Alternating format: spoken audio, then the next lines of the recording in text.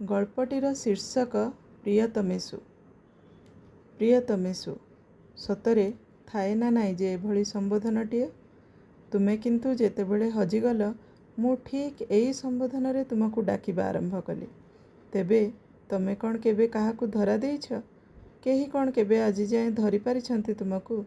ନା ଯଶୋଦାଙ୍କ ସ୍ନେହ, ନା ରାଧାଙ୍କ ପ୍ରେମ, ନା ମୀରାଙ୍କ ସମର୍ପଣ ଓ ନା ହିଁ ରୁକ୍ମଣୀଙ୍କ ଅଧିକାର ବୋଧ।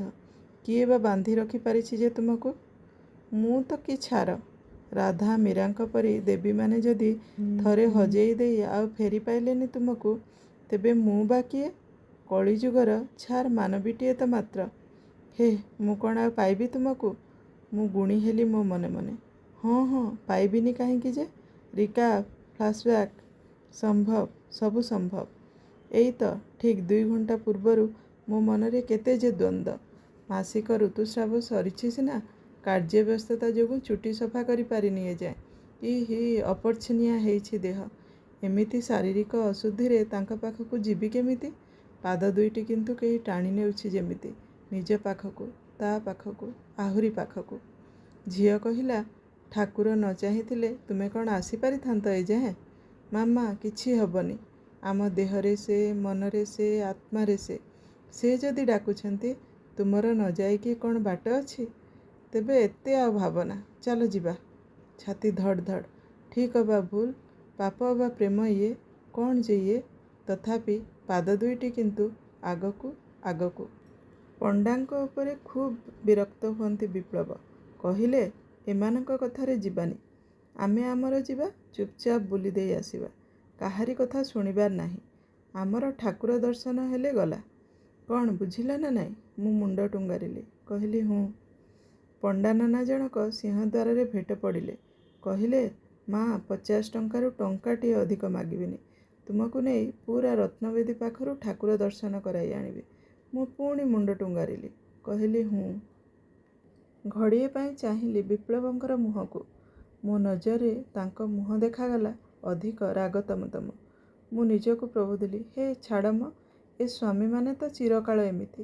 ଏମାନଙ୍କ ମୁହଁକୁ ଯେତେ ଚାହିଁବ ସେତେ କଷ୍ଟ ପାଇବ। ତାଙ୍କ ପାଖରୁ ଆଖି ଫେରାଇ ଆଣିଲି। ଏବେ ପାଳି ତୁମ ସହ ଆମ୍ନା ସାମ୍ନା ହେବାର। ତେବେ ଇଏ କ'ଣ ଜଗତ ଠାକୁର? ଏ କି ବେଶ ତୁମର? ଛଳିଆ ଠାକୁର ମୋର, ତୁମେ ଦିଶିଲ ଯେ, ହେଲେ ଅଧା ଅଧା। ଗୋଟିଏ ଆଖି, ଫାଳେ ଅଧର, 2ଟି ଦରଗଡ଼ା ହାତ। ଆହା, ଏ କି ବେଶ ତୁମର?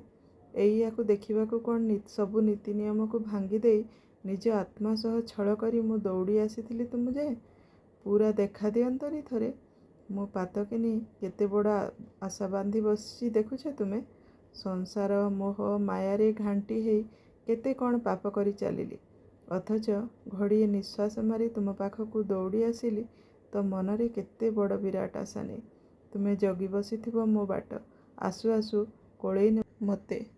ଦେଖାଦେବ ମୋତେ ଆହୁରି କେତେ କ'ଣ। ସେଇ ପୁରୀ ପଣ୍ଡା ଜଣକ କହିଲେ, ମା, ଶାଢ଼ୀକାନିକୁ ଅଣ୍ଟି କରି ଦେଖାଅ। ମୁଁ ପାତିଦେଲି ଶାଢ଼ୀକାନି। ସେ ଥୋଇଦେଲେ ତୁମ ପାଖରୁ ଲାଗି ଆସିଥିବା ଭୋଗଡାଲା। ତାଗିଦ୍ କରି କହିଲେ, ଖସିଯିବ, ଭଲରେ ଧର। ତୁମେ ନ ଚାହିଁଲେ ମୋ ହାତରେ ବଳ କେତେ ଯେ? ମୁଁ କ'ଣ ଧରିପାରନ୍ତି ତାକୁ?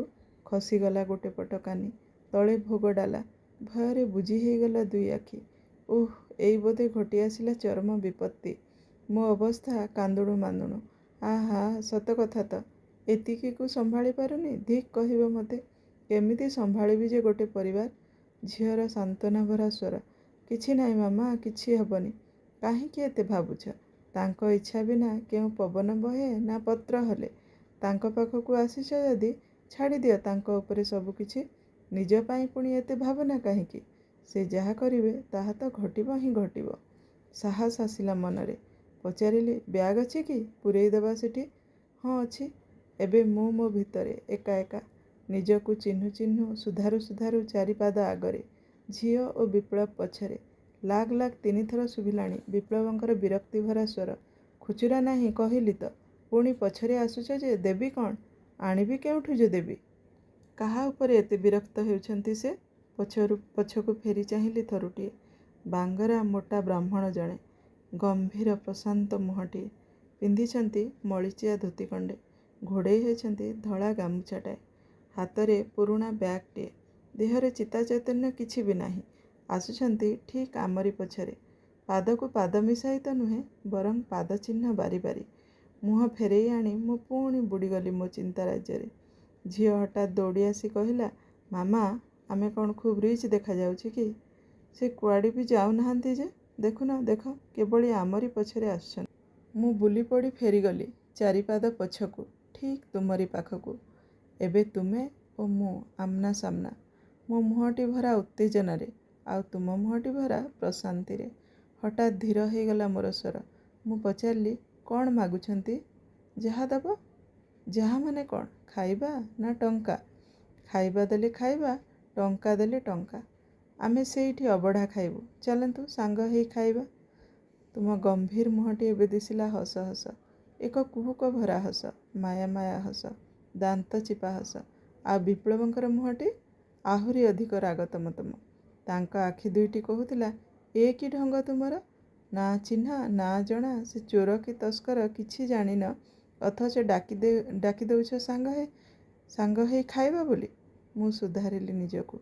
ଏତେ ବର୍ଷର ଦାମ୍ପତ୍ୟ ଜୀବନରେ ବିପ୍ଳବଙ୍କର ଆଖିରୁ ତାଙ୍କ ହୃଦୟକୁ ଯେତିକି ପଢ଼ିବା ଶିଖିଛି, ତାକୁ ନେଇ ସୁଧାରିଲି ମୋର ବକ୍ତବ୍ୟକୁ। କହିଲି, ଏଇ ନିଅନ୍ତୁ ଭୋଗ। ସେଇ ତୁମରି ପାଖରୁ ଲାଗି ହୋଇ ଆସିଥିବା ଭୋଗରୁ ଗୋଟିଏ ଓ ଫାଳେ ଶୁଖିଲା ଭୋଗ ଦେଲି ତୁମ ହାତରେ। ଜଗତର ଠାକୁର, ହାତ ବଢ଼ାଇ ନେଇଗଲ ତୁମେ। ମୁଁ ପାଦ ଛୁଇଁ ପ୍ରଣାମ କଲି। ତୁମରି ପାଦ ପ୍ରିୟତମେଷୁ, ତୁମରି ପାଦ। ମୁଣ୍ଡ ଉଠାଇ ଚାହିଁଲି ତ ତୁମେ କହିଲ, ଆଉ ଦକ୍ଷିଣା? ପର୍ସ ଅଣ୍ଡାଳିଲି। 100 ଟଙ୍କିଆ ନୋଟ୍ ଖଣ୍ଡେ। ପାଖରେ ବିପ୍ଳବଙ୍କର ବିରକ୍ତି ଭରା ସ୍ୱର। ଯଦି ଖୁଚୁରା ନ ନେଇ ମନ୍ଦିର ଆସ, ଜାଣ ମଲ ତୁମେ। ଆଜି ବଡ଼ ଭୁଲଟାଏ ହେଇଗଲା। ଥୋଡ଼ାଏ ଖୁଚୁରା କରି ସାଥିରେ ନେଇ ଆସିବା ଉଚିତ ଥିଲା। ମୁଁ ଚାହିଁଲି ତୁମ ପ୍ରଶାନ୍ତ ମୁହଁଟିକୁ। କହିଲି, ଦକ୍ଷିଣା ତ? ଘଡ଼ିଏ ରୁହନ୍ତୁ, ମୁଁ ଆଣୁଛି। ଦୌଡ଼ିଲି ପାଖରେ ଥିବା ଛୋଟ ମନ୍ଦିରଟି ପାଖକୁ। ମଝିରେ ମଝିରେ ଅନେଇ ଦେଖୁଥାଏ ତୁମକୁ। ହଁ, ତୁମେ ତ ଠିଆ ହେଇଥିଲ ସେଇଠି, ଠିକ୍ ସେଇ ଜାଗାରେ ଯେଉଁଠି ମୁଁ ତୁମକୁ ଅପେକ୍ଷା କରିବା ପାଇଁ କହି ଯାଇଥିଲି।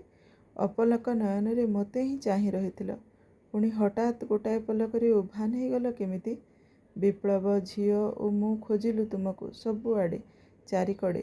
ଖୋଜି ଖୋଜି ଫେରିଲୁ ସେଇ ଟିକି ମନ୍ଦିରଟି ଯାଏଁ, ଯେଉଁଠି ତୁମେ ଆମ ପଛେ ପଛେ ଆସିବା ଆରମ୍ଭ କରିଥିଲ, ସେଇ କ୍ଷୀରଚୋରା ଗୋପୀନାଥ ମନ୍ଦିର ଯାଏଁ। ଗଲ କାହିଁ ତୁମେ କାଳିଆ ଠାକୁର, ଛଳିଆ ଠାକୁର ମୋର। ମୋ ଛାତି ଧଡ଼ ଧଡ଼ କଲା। ଦୌଡ଼ିଗଲି ପୁଣି ସେଇ ମନ୍ଦିର ବେଢ଼ାରେ ଥିବା ଟିକି ମନ୍ଦିରଟି ପାଖକୁ, ଯେଉଁଠୁ ମୋର ଛୋଟ ସାଂସାରିକ ବୁଦ୍ଧିରେ 100କୁ ଖୁଚୁରା କରି ତୁମ ପାଇଁ 10 ଟଙ୍କା ଖୁଚୁରା ଯୋଗାଡ଼ କରିଥିଲି ମୁଁ। ପୂଜାରୀ ନନାଙ୍କୁ କହିଲି, ଯାହାଙ୍କ ପାଇଁ ଦକ୍ଷିଣା ଯୋଗାଡ଼ କରି ନେଇଥିଲି, ତାଙ୍କୁ ତ ପାଇଲିନି। ଏ ଟଙ୍କା ଏଇଠି ଦେଲେ ଚଳିବ? ହଁ ମା, ଦିଅ। ଆହୁରି ଆଶ୍ଚର୍ଯ୍ୟଚକିତ ହେବାର ବାକି ଥିଲା ମୋର। ଥାଳ ଉପରେ ଥୁଆ ହେଇଛି ଚୁଡ଼ି 3ଟି। ମୁଁ ଉଠାଇଲି 2ଟି ଚୁଡ଼ି। ନନାଙ୍କୁ ଉଦ୍ଦେଶ୍ୟ କରି କହିଲି, ମୁଁ ନେବି? ନେଇଯାଅ ମା, ଟଙ୍କା ଦେବି। ମନ କରୁଛି ଯଦି ଦିଅ, ନହେଲେ ନାହିଁ। ସେଇ ଥାଳ ଉପରେ ଥୋଇଦେଲି 10 ଟଙ୍କା। ମନ ପରିପୂର୍ଣ୍ଣ, ତେବେ ଅବିଶ୍ୱାସ ଖୁବ୍। ଏ ଅବିଶ୍ୱାସ ମୋ ନିଜ ଭାଗ୍ୟ ଉପରେ ପ୍ରଭୁ। ଏ ଅଭାଗିନୀର ଡାକ ଶୁଣି ତୁମେ କ'ଣ ସତରେ ତା ପାଖକୁ ପଳାଇ ଆସିଲ? ନା ହିଁ ସେ ବିଧିବିଧାନରେ ପୂଜିବା ଜାଣିଛି, ଆଉ ନା ହିଁ ଶିଖିପାରିଲା କୌଣସି ମନ୍ତ୍ର ଶ୍ଲୋକ କେବେ। ପୁଣି ତେବେ ନିର୍ବାକ ମୁଁ ପାଟି କରି ଏ ଦୁନିଆଟା ସାରା ଲୋକଙ୍କୁ ଜଣାଇ ଦେବାକୁ ଇଚ୍ଛା ହେଉଛି, ଏଇ ଦେଖ ସେଇ ଲୀଳାମୟ ଆସିଥିଲେ ଏଇ ଏବେ ହିଁ। ମୁଁ ଭୋଗ ଦେଲି, ନେଇଗଲେ ହାତ ବଢ଼ାଇ। ଏଇ ଦେଖ, ଦେଇଛନ୍ତି ମୋତେ ଚୁଡ଼ି। ତାଙ୍କ ଆଶୀଷର ଭଲ ପାଇବାର ପ୍ରସାଦ ଇଏ। ସାରା ହୃଦୟରେ ମୋର ଚନ୍ଦନର ଭୁରୁ ଭୁରୁ ବାସ୍ନା। ସାମ୍ନାରେ ମହାପ୍ରସାଦ, ଅବଢ଼ାର ଥାଳ। ପେଟ ମୋର ଏମିତି ପୂରିଛି ଯେ ଏ ଜନ୍ମରେ ବୋଧେ ଆଉ ଖାଇବା ଲୋଡ଼ା ନାହିଁ ମୋର। ମୁଁ ଥିରି ଥିରି ସ୍ୱରରେ ପଚାରିଲି, ଏ ଛଳିଆ, ସତରେ କ'ଣ ଏତେ ପ୍ରେମ ତୋର ଏଇ ଅଭାଗିନୀଟି ପାଇଁ? ତାକୁ ନିଜ ପାଖରେ ରଖିବାକୁ ମନ କି ତୋର? ରଖିବୁ କି ତୋର ଦେବଦାସୀ କରି? ନା ମ, କାହିଁ ରଖନ୍ତା ଯେ ସେ ମୋତେ? ମୋ ପାଇଁ ପରା ଖଞ୍ଜି ଦେଇଛି ସେ ଗୋଟାଏ ସଂସାର, ତା ସହ ପଡ଼ୁନଥିବା, ତେବେ ମୋତେ ଖୁବ୍ ଭଲ ପାଉଥିବା ଗୋଟାଏ ସ୍ୱାମୀ, ମୋ ହାତ ଧରି ବାଟ ଚାଲୁଥିବା ଗୋଟାଏ ସୁନାନାକି ଝିଅ, ସମାଜରେ ସମ୍ମାନର ସହ ମୁଣ୍ଡ ଉଠାଇ ବାଟ ଚାଲିବା ପାଇଁ ଗୋଟିଏ ସରକାରୀ ଚାକିରି, ତା ଦାୟିତ୍ୱ ସେ ତୁଲାଇ ସାରିଛି। ଘଡ଼ିଆ ଆସିଥିଲା ମୋର ମନ ବିଡ଼ିବା ପାଇଁ, ପରଖି ନେଲା ମୋର ଛୋଟ ବୁଦ୍ଧି, ଫେରିଗଲା। ଆଉ କାହିଁକି ଆସନ୍ତା ଯେ ପାଖକୁ? ଫେରିବା ବାଟରେ ଝିଅ କାନରେ ମୁଁ ଫିସ୍ ଫିସ୍ କରି କହିଲି, ମାମା ଯିବା ଟିକିଏ ତାଙ୍କ ଘରକୁ। କାହା ଘରକୁ? ବୁଝ ନା ମାମା, ତାଙ୍କ ଘରକୁ। ଓ ତାଙ୍କ ଘରକୁ? ହସିଲା ଫିକ୍ କରି ଗୋଟାଏ ଫାଜିଲ୍ ହସ। ଏମିତି କ'ଣ ନ ଜଣାଇ କାହା ଘରକୁ ଯାଆନ୍ତି କି ମାମା? ସେ ପୁଣି ଅଧରାତିରେ। କ'ଣ କରିବି କହ, ସେ ତ ବୁଝନ୍ତିନି ମୋ ମନର ଆତୁରତା। କଥା ପଦେ ବି ହୁଅନ୍ତିନି ମୋ ସହ। ତୁ ତ ଜାଣୁ ସବୁ। ଜାଣେ ବୋଲି ତ ଆଶ୍ଚର୍ଯ୍ୟ ହୁଏ। ସତରେ ତୁମର କ'ଣ ସେଲ୍ଫ ଡିଗ୍ନିଟି ବୋଲି କିଛି ନାହିଁ କି ମାମା? ମୋ ସହିତ ଯଦି କେହି ଏଭଳି ବ୍ୟବହାର କରନ୍ତା ନା, ସତ କହୁଛି ମୁଁ ତ ସାରା ଜୀବନ ପାଇଁ ତା ମୁହଁ ଚାହାନ୍ତିନି। ଛାଡ଼ ନା ସେ କଥା, ତୁ ବୁଝିପାରିବୁନି। ହୁଏତ କେବେ ସମୟ ଆସିଲେ ବୁଝିପାରିବୁ, ଏବେ ନୁହେଁ। କେତେବେଳେ ମଣିଷ ଅହଙ୍କାରକୁ ଜାବୁଡ଼ି ଧରେ ମୋର କହି, ପୁଣି କେତେବେଳେ ସବୁ କିଛି ହରାଇ ଦେଇ ଖୁବ୍ ସୁଖ ପାଏ ଆଉ କାହା ପାଇଁ। ଆଚ୍ଛା, ମୁଁ କିନ୍ତୁ ସତରେ କିଛି ବୁଝିପାରିଲିନି। ହଁ, ଏ ହଁଟି ମୋର ଦୁଃଖର ନା ଅନ୍ୟମନସ୍କତାର, ସେ କଥା ମୋତେ ସିନା ବୁଝା ପଡ଼ିଲାନି। ଝିଅ କିନ୍ତୁ ଠିକ୍ ଧରିନେଲା ମୋ ମନର ଅବସ୍ଥା। ତା ଗାଲକୁ ଆଣି ଘଷିଲା ମୋ ଗାଲରେ, କପାଳରେ ମୋର ଆଙ୍କିଦେଲା ସରୁ ଚୁମାଟିଏ। କହିଲା, ଦୁଃଖୀ କାହିଁକି ହେଉଛ ଯେ? ଲେଖୁନ, ଲେଖ ଚିଠିଟାଏ। ଚିଠି ଲେଖିବି? କେବେ ପହଞ୍ଚିବ ସେ ଚିଠି? କେବେ ଫେରିବ ପ୍ରତ୍ୟୁତ୍ତର? ଓଃ, ମୁଁ କ'ଣ ତୁମକୁ କାଗଜ କଲମ ଧରି ଚିଠି ଲେଖିବାକୁ କହୁଛି ନା କ'ଣ? ଆଉ ତେବେ? ବିଜ୍ଞାନ ଯୁଗରେ ଜନ୍ମ ହେଇଛଟି, ଟେକ୍ନୋଲୋଜିର କିଛି ତ ସଦୁପଯୋଗ କରିବା ଶିଖ। ପ୍ରିୟ ଲୋକଙ୍କ ପାଖକୁ ଘଡ଼ିଏ ଭିତରେ ବି ପହଞ୍ଚି ହୁଏ। ସେ ସୁବିଧାଟିକୁ ମେଲ୍ ବୋଲି କୁହନ୍ତି। ଏବେ ନ ହସି ରହିପାରିଲିନି ମୁଁ। ହସି ଦେଇ ପଚାରିଲି, ଆଚ୍ଛା ଏମିତି କଥା ତାହେଲେ। ହଁ, କ'ଣ ଲେଖିବି ସେତକ ବି ତ କହିଦେ। ପ୍ରିୟତମେଷୁ। ଆତ୍ମଜା ମୋର, କେଉଁ ଜନ୍ମର ପୁଣ୍ୟଫଳ ତୁମର। ମୋ ଆଖି ଦୁଇଟି ଛଳ ଛଳ କିନ୍ତୁ ଉଜ୍ଜ୍ୱଳ ଦିଶିଲା ସେଇ କିଟିକିଟି ଅନ୍ଧାର ଜାଡ଼ୁଆ ରାତିରେ। ଶୀତ ରାତି, ସମୟ ଯଦିଓ 7ଟା ମାତ୍ର, ତଥାପି ଗାଢ଼ ଅନ୍ଧକାରର ରାଜୁତି। ଗାଁ ପରିବେଶ, ଚାରିଆଡ଼େ ନିସ୍ତବ୍ଧ, ଶୂନଶାନ୍। ନା ମିଳୁଛି ବାଟ, ନା ମିଳୁଛି ଘାଟ। ଆମେ ବାଟ ହୁଡ଼ି ପହଞ୍ଚି ସାରିଲୁଣି ଅନ୍ୟ ଏକ ଗାଁରେ। ବିପ୍ଳବଙ୍କ ମୁହଁରେ ସ୍ପଷ୍ଟ ବାରି ହେଇ ପଡ଼ୁଛି ରାଗ ଓ ବିରକ୍ତର ମିଶ୍ରିତ ଭାବ। ଡ୍ରାଇଭରକୁ ସେ ବିରକ୍ତ ମିଶା ସ୍ୱରରେ କହିଲେ, ଆଉ ଯାଇ ହେବନି, ଏଇଠୁ ଫେରିଚାଲ। ଏମିତି କ'ଣ କାହା ଘରକୁ ଚୋରଙ୍କ ଭଳି ଯାଇ ହୁଏ? ମୋ ଆଖି ଦୁଇଟି ଅମାନିଆ ଲୁହରେ ଢଳଢଳ। ସେଇ ମୁହଁ ଦିଶୁନଥିବା ଅନ୍ଧାରରେ ବି ପଢ଼ି ନେଇପାରେ କି ଝିଅଟିଏ ତା ମା ମନର ବ୍ୟଥା ଆକୁଳପଣ। ଝିଅ କହିଲା, ହେଇ ଦେଖ, ପିଲାଟିଏ ଆସୁଛି ଏପଟେ। ମୋତେ ଲାଗୁଛି ସେ ଆମକୁ ନିଶ୍ଚୟ ସାହାଯ୍ୟ କରିବ। ତାକୁ ଠିକଣା କୁହ ମାମା, କୁହ ନା। ସତ କହୁଥିଲା ଝିଅ। ସେଇ ଅଚିହ୍ନା ପିଲାଟି କେଉଁ ଜନ୍ମର ଚିହ୍ନା ମଣିଷଟି ପରି କହିଲା, ଓ ଜଗତପୁର, ଆପଣ ତ ପଛରେ ଛାଡ଼ି ଆସିଲେ ସେ ଗାଁକୁ। କିଛି କଥା ନାହିଁ, ମୋ ପଛରେ ପଛରେ ଆସନ୍ତୁ। ଆସିଲା ବେଳେ ଆଗ ଛକରେ ଦେଖିଥିବେ ମନ୍ଦିରଟିଏ, ସେହି ଗଡ଼ାଣିରେ ଓହ୍ଲାଇ ଟିକିଏ ଦୂର ଗଲେ ପ୍ରଥମ ବୁଲାଣିରେ ତାଙ୍କ ଘର। ମୁଁ ପହଞ୍ଚାଇ ଦେଉଛି ଯେ। ଏଥର ଛାତି ମୋର ଧଡ଼ ଧଡ଼ କଲା ଖୁବ୍ ଜୋରରେ। ପାଦ ଦୁଇଟିରେ ଟିକିଏ ବି ବଳ ନାହିଁ ଯେମିତି। ଈଶ୍ୱର ହିଁ ମନେ ପଡ଼ିଲେ। ମୁଁ ଗୁହାରିଲି, ରକ୍ଷା କର ପ୍ରଭୁ। କେବଳ ଥରୁଟିଏ ପ୍ରିୟତମଙ୍କର ଶ୍ରୀଚରଣ କମଳର ଦର୍ଶନ। ଆଉ କିଛି ବି ଅଭିପ୍ସା ନାହିଁ ପ୍ରଭୁ। ବୋଉ ତାଙ୍କର କହିଲେ, 88 ବର୍ଷ ହେଲା। ଆଉ କେତେଦିନ ବଞ୍ଚିବି ମା? ସବୁ ପାଇଲି, ସବୁ ଭୋଗିଲି। ଏଇ ମହାପ୍ରସାଦ ଟିକକକୁ ଆଶା ଥିଲା। ଦେଖୁଛ ଝିଅ, ଠାକୁର କେମିତି ମନ ବୁଝନ୍ତି। ତୁମ ହାତରେ ପଠେଇଦେଲେ ନା। କେତେ ସ୍ନେହ। ଅମୃତ ଝରୁଛି ପ୍ରତ୍ୟେକଟି କଥାରୁ। ପେଟ ପୂରିଗଲା ମୋର। ଖୁସିରେ ଅଧୀର ହେଉ ହେଉ କେମିତି ଏକ ଅପରାଧ ବୋଧରେ ଭାବ ଆବରି ଧରିଲା ମୋତେ। ତାଙ୍କୁ ନ ଜଣାଇ ଆସିବା କ'ଣ ଠିକ୍ ହେଲା ସତରେ? କେତେ ଛୋଟ ମୋର ବୁଦ୍ଧି। ଏଇ କଥାକୁ ନେଇ କାଲି ଯଦି ତାଙ୍କ ପରିବାରରେ ମନୋମାଳିନ୍ୟ ହୁଏ। ଯେତେ ଶୀଘ୍ର ମୁଁ ଫେରିଯାଏ ମଙ୍ଗଳ ସଭିଙ୍କ ପାଇଁ। ଏ ଅମାନିଆ ମନଟିକୁ ବୁଝାଇବା ବେଳେବେଳେ ଖୁବ୍ କଠିନ ସିନା, ପୁଣି କେବେ କେବେ କିନ୍ତୁ ଖୁବ୍ ସହଜ ଆଉ ସରଳ। ଆସୁଛୁ ଆମେ। ଏତକ କହି ପାହାଚରେ ତଳକୁ ଓହ୍ଲାଇ ଆସିଲି ମୁଁ। ମୋ ପଛକୁ ଝିଅ ଏବଂ ତା ପଛରେ ବିପ୍ଳବ। ନୂଆ ଘର ଏବଂ ପୁରୁଣା ଘରର ସଂଯୋଗ ସ୍ଥଳୀ। ଖୁବ୍ ଅନ୍ଧାରୁଆ, ମୁହଁକୁ ମୁହଁ ଦେଖାଯାଉନି। ତେବେ ଚକ୍ ଚକ୍ କରୁଛି ଦୁଇଟି ଦିବ୍ୟ ଦୀପ୍ତ ଅନୁପମ ଆଖି। ସେଇ ସମ୍ବୋହନ, ସେଇ ଆକର୍ଷଣ। ମନେ ମନେ ଉଚ୍ଚାରିଲି, ରକ୍ଷା କର ପ୍ରଭୁ, ସବୁ ତୁମରି ହାତରେ। ଆଗରେ ପ୍ରେମ, ପଛରେ ସଂସାର। ଟାଣି ହେଇ ଚାଲିଗଲା ମୋର ହାତ ଦୁଇଟି ସେଇ ସୁଦର୍ଶନ ପାଦ ଦୁଇଟି ପାଖକୁ। ପ୍ରିୟତମେଷୁ, ଶ୍ରୀଚରଣ କମଳେଷୁ। ଏହାଠାରୁ କ'ଣ ବା ଅଧିକ ଇଚ୍ଛିପାରେ ଏଇ ତୁଚ୍ଛ ଜୀବନରେ? ଏବେ ମୁଁ ଫେରି ଯାଇପାରେ ମୋ ବାଟରେ। ଈଶ୍ୱରଙ୍କ ଆଶୀର୍ବାଦର ଏଇ ଚୁଡ଼ି ଚମକୁଥାଉ ତୁମ ଧର୍ମପତ୍ନୀଙ୍କ ହାତରେ ଚିରକାଳ। ତାଙ୍କରି ଆଶୀଷର ଛାୟା ତଳେ ହସ ଖୁସିରେ ବିତୁଥାଉ ତୁମର ପ୍ରତିଟି ସକାଳ। ଏ ଅଭାଗିନୀକୁ ସ୍ୱପ୍ନରେ ସୁଦ୍ଧା ନ ମନେ ପକାଅ ତୁମେ। ନା, ତାକୁ ଝୁରି ହେବା ପରି ଅବକାଶଟିଏ ନ ଆସୁ କେବେ ତୁମ ସୁଖୀ ଦାମ୍ପତ୍ୟ ଜୀବନରେ। ଫେରିବା ବେଳେ ଅନୁତାପର ନିଆଁରେ ଜଳୁଥିଲା ଗୋଟାଏ ସ୍ତ୍ରୀ। ହଁ, ମୁଁ। ମନ କହୁଥିଲା, ଆହା କି ପାପ କଲି ସତେ। ନିଜ ସୁଖ ପାଇଁ ଜାଣି ଜାଣି ସ୍ୱାମୀଙ୍କ ମନରେ କଷ୍ଟ ଦେଲି ସିନା। ମୋ ଭୁଲ ପାଇଁ ତାଙ୍କ ପାଖରୁ କ୍ଷମା ମାଗିପାରିବା ଭଳି ସତ୍ସାହସ ବି ତ ନଥିଲା ମୋର। ଆମେ ଦୁହେଁ ବସିଥିଲୁ ନିଶ୍ଚୁପ ହେଇ। ନିଜ ନିଜ ପ୍ରାପ୍ତି ଅପ୍ରାପ୍ତିର ବଳୟ ଭିତରେ ବନ୍ଦୀ ଦୁଇଟି ନିଃଶବ୍ଦ ମଣିଷ ବସିଥିଲୁ ମୂକ ବଧିର ପଙ୍ଗୁ ମଣିଷଙ୍କ ପରି।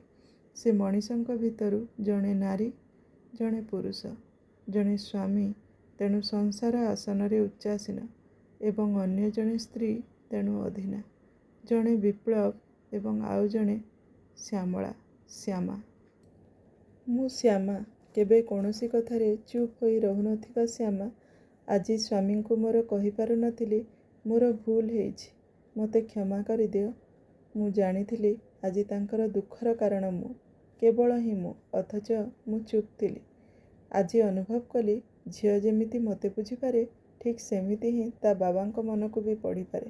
ମୋ କାନ ପାଖରେ ଚୁପି ଚୁପି କହିଲା, ମାମା, ବାବା ରାଗିଛନ୍ତି, ତୁମେ ମନେଇ ନେଇପାରିବ ଯେ। ଆଃ, ଝିଅ ଧରେଇ ଦେଲା ମୋ ହାତରେ ସୁଖୀ ଦାମ୍ପତ୍ୟ ଜୀବନର ଚାବିକାଠିର ରହସ୍ୟ। ମୁଁ କଥା ଆରମ୍ଭ କଲି। ବିପ୍ଳବଙ୍କ ଉଦ୍ଦେଶ୍ୟରେ କହିଲି, ଆଜିର ଯେ ଦିବ୍ୟ ଅନୁଭବ ଭୁଲି ହେଉନାହିଁ ନା ସତରେ? ତୁମେ କ'ଣ କହୁଛ? ସେ ସେଇ କଳା ଠାକୁର ଶ୍ରୀଜଗନ୍ନାଥ ହିଁ ଥିଲେ ନା? କ'ଣ କହିଲେ ବିପ୍ଳବ? କେବଳ ଏକ ଗମ୍ଭୀର ସ୍ୱର ବ୍ୟତୀତ କିଛି ବି ତ ଶୁଣାଗଲାନି ମୋତେ। ବାଧ୍ୟ ହେଇ ପୁଣି ଥରେ ମୁଁ ହିଁ କଥା ଆରମ୍ଭ କଲି। କହିଲି, ଦେଖୁନା, ଏ ବି କ'ଣ କମ୍ ଆଶ୍ଚର୍ଯ୍ୟର କଥା। ଜଗନ୍ନାଥଙ୍କ ଦର୍ଶନ ପରେ ଜଣେ ସ୍ନେହମୟୀ ବୟୋଜ୍ୟେଷ୍ଠ ମଣିଷଙ୍କର ପାଦଧୂଳି, ସତରେ କ'ଣ କମ୍ ଭାଗ୍ୟର କଥା କି ଇଏ? ଏକ ଗମ୍ଭୀର ପ୍ରତ୍ୟୁତ୍ତର, ହୁଁ। ପୁଣି ଥରେ ଅଖଣ୍ଡ ନୀରବତା। ଖାଇବାକୁ ଗୋଡ଼ାଇବା ପରି ଏକ ବିରାଟ ନିସ୍ତବ୍ଧତା। ଏ ନୀରବତାକୁ ଝିଅ ଛଡ଼ା ଆଉ କିଏ ବା ଭାଙ୍ଗି ପାରନ୍ତା? ସେ ହଠାତ୍ ପାଟି କରି ନିଜ ମତ ରଖିଲା, ହେ, ପ୍ରୋଗ୍ରାମ ଚେଞ୍ଜ। ଆମେ କାଲି ଫେରୁଛେ ନା? ଫେରିବା ବେଳେ ଗାଁ ହେଇକି ଯିବା। ଜେଜେ ଆଉ ଜେଜେମାଙ୍କୁ ବି ତ ମୁଣ୍ଡିଆ ମାରିବା ନା। ତାଙ୍କ ଆଶୀଷ ବି ମିଳିଗଲେ ଜାଣ ଯାତ୍ରା ପୁରା ସମ୍ପୂର୍ଣ୍ଣ ସଫଳ ହେଲା। ହଁ କି ନା? ବିପ୍ଳବ ହଠାତ୍ ଖୁସିରେ ପ୍ରଗଳ୍ଭ ହୋଇଉଠିଲେ। ମୋର ନାଁ କହିବାର ବିଲକୁଲ ଆବଶ୍ୟକତା ହିଁ ନଥିଲା। ଏହା ତ ଈଶ୍ୱର ମୋ ଭୁଲ ସୁଧାରିବା ପାଇଁ ମୋତେ ଦେଇଥିବା ଅନ୍ୟତମ ସୁବର୍ଣ୍ଣ ସୁଯୋଗ ହିଁ ଥିଲା ନା। ମୁଁ ମୌନ ରହି ମୋର ସମ୍ମତି ଦେଲି। ଝିଅ ଓ ବିପ୍ଳବ ଖୁସି ଥିଲେ, ଖୁବ୍ ଖୁସି। ହେବେନି ବି କେମିତି? ଯେତେ ହେଲେ ଇଏ ତାଙ୍କ ନିଜର ଘର। ହେଲେ ମୁଁ ବି ବୋଧହୁଏ ଖୁସି ହେବା ଉଚିତ। ମୁଁ କିନ୍ତୁ ଚାହିଁ ମଧ୍ୟ ଖୁସି ହେଇପାରୁନଥିଲି। କାହିଁକି ଯେ? ଏ ଘରର ଏରୁଣ୍ଡି ବନ୍ଧ ଛୁଇଁଲେ ହିଁ ମନେ ପଡ଼ିଯାଏ ଅତୀତର ଗୋଟି ଗୋଟି କଥା। ଯେତେ ଅଣ୍ଡାଳିଲେ ବି ସ୍ମୃତିର ଫରୁଆରେ ଧରାପଡ଼େନି ଘଡ଼ିକର ସୁଖଦ ମିଠା ସ୍ମୃତି। ଧରାପଡ଼େ ତ କେବଳ ଓ କେବଳ ମେଞ୍ଚା ମେଞ୍ଚା ଅନ୍ଧାର। ତାଜା ହେଇ ଉଠେ ସେଇ ଅପମାନ ଜର୍ଜରିତା ଅବହେଳିତ ନୂଆ ବୋହୂଟିର ଏକା ଏକା ଘରକରଣାର କଥା। ଗୋଟିଏ ନିଚମନା ପରିବାରରେ ବିତାଇଥିବା ଅପାଙ୍କ୍ତେୟ ଜୀବନର ଅକୁହା ଗାଥା।